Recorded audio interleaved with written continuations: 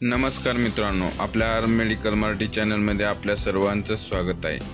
तर आज आपण घेऊन आलेलो आहोत रिंगोझोन ऑइलमेंट आणि बिटेक्स मलम। तर हे जे दोन ऑइलमेंट आहेत याचा यूज कशामध्ये करतात, त्याचा वापर कसा करायचा, ही सर्व माहिती आपण या व्हिडिओमध्ये पाहणार आहोत। तर व्हिडिओ शेवटपर्यंत पहा। व्हिडिओ आवडल्यास व्हिडिओला लाईक करा आणि अशीच माहिती पाहण्यासाठी आपल्या चॅनलला सबस्क्राईब करा।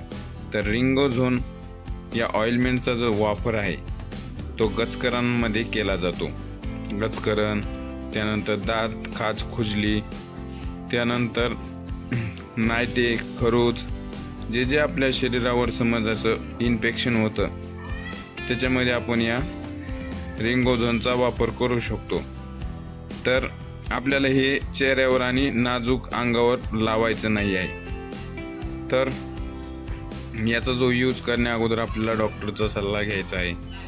तर त्यानंतर याच्यामध्ये पुन्हा एक आहे बिटेक्स ऑइलमेंट। तर या दोन मध्ये काय फरक आहे, तर दोन्हीचे युजेस जे आहेत, वापर जो आहे तो सारखाच आहे। तर बिटेक्स मलमचा वापर आपण दात, खाज, खुजली, त्यानंतर गचकरण, त्यानंतर नायटे, फाट, त्यानंतर असे जे इन्फेक्शन आहेत, स्किन इन्फेक्शन आहेत, त्यामध्ये आपण याचा वापर करू शकतो। तर जे आपले नाजूक अंग आहे म्हणजे चेहरा, त्या ठिकाणी आपल्याला ही मलम लावायचं नाही, ती सावधानी आपल्याला बाळगायची आहे। तर याची जी मॅन्युफॅक्चरिंग आहे ती ऑइलमेंटमध्ये केलेली आहे। हे एक आयुर्वेदिक असं ऑइलमेंट आहे। तर आपण याची पॅकेजिंग पाहू शकता। तर या दोन्हीचा सारखाच यूज आहे। तर दोन्हीपैकी आपण कोणतंही ऑइलमेंट गचकरणासाठी किंवा दात, खाज, खुजलीमध्ये आपण याचा वापर करू शकतो।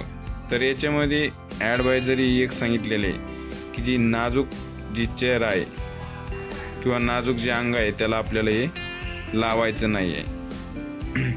तर ही डब्याची प्राईस आपल्याला 35 रुपयाला रिंगोझोन कुठल्याही मेडिकल स्टोअरवर अवेलेबल आहे। तर बिटेक्स मलमची जी प्राईस आहे ती 30 रुपये आहे। तर आज आपण या दोईची माहिती पाहिलेली आहे। आपल्याला माहिती कशी वाटली कमेंटमध्ये कळवा।